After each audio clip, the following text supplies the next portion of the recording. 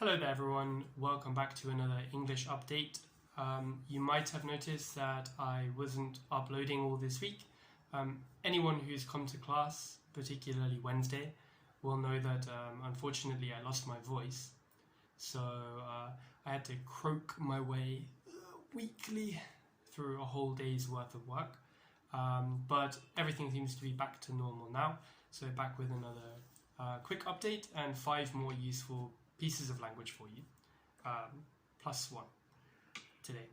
So before I begin, I'd just like to remind everyone that I'll write in the top comment below the video each of the chunks which I list for you, so you can read along there if you're not sure what I'm saying.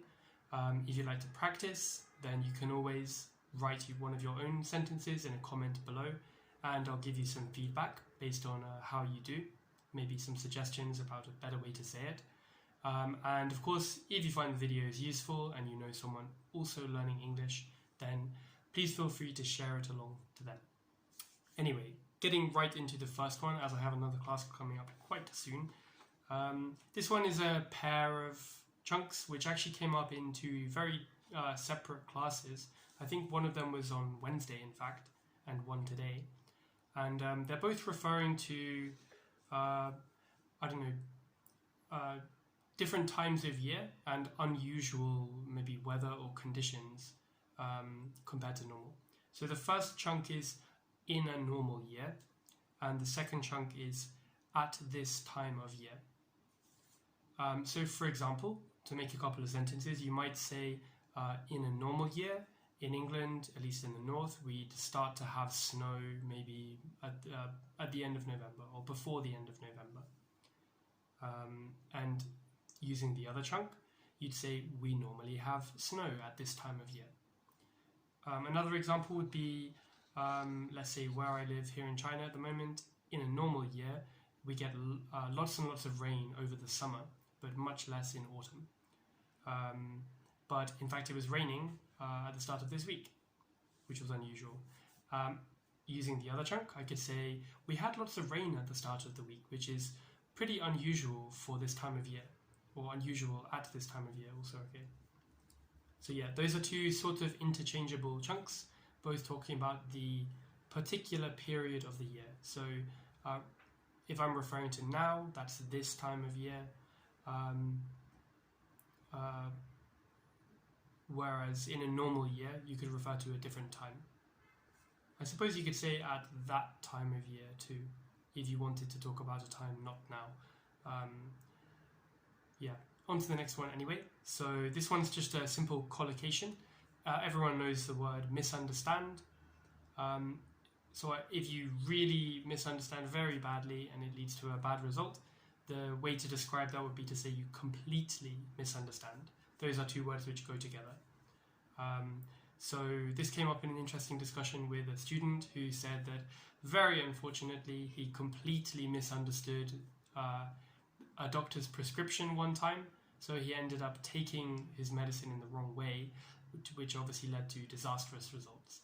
So this might be a nice one to leave your own comment for. Have you ever completely misunderstood someone and maybe embarrassed yourself or something like that? Have you ever completely misunderstood what a friend said and made something worse?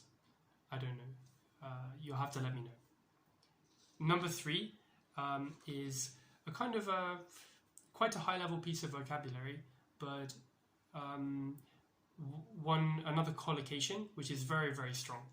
So we were talking about honesty and truthfulness in people in one class today, and the student was trying to kind of reach for this particular word, didn't know how to say it, and settled on character thing.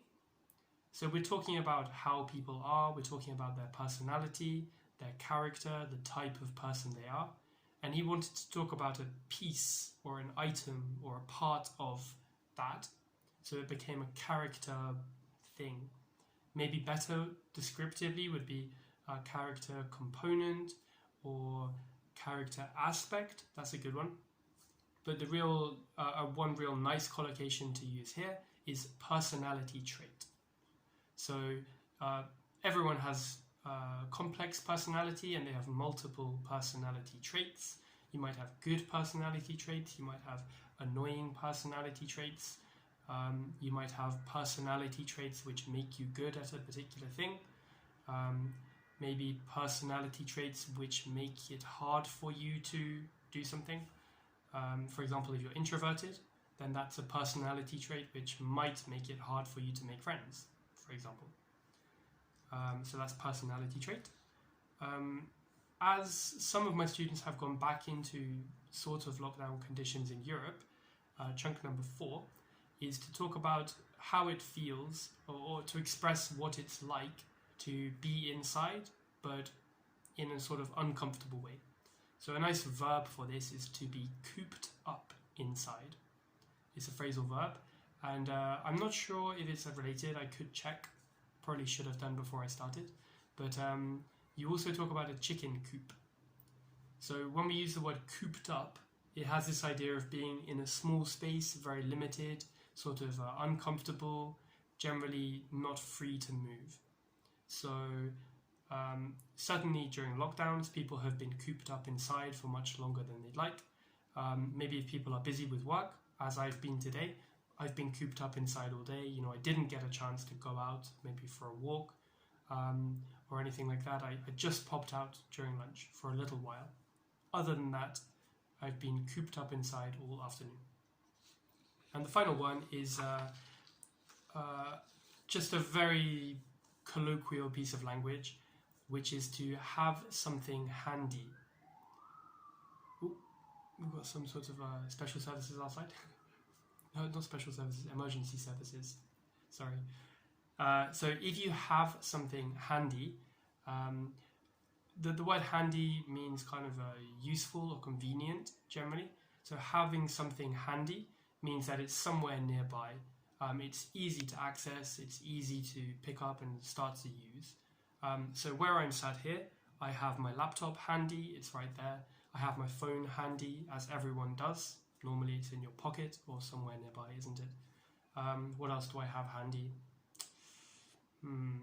I suppose since I'm at home, maybe one of the perks of working from home is that I have my kettle handy, and I even have the fridge handy, I guess. You know, so if I want to grab a quick piece of cheese or something, I can. Yeah, so I wonder, what do you have handy? Leave a comment below if you have a nice sentence for me.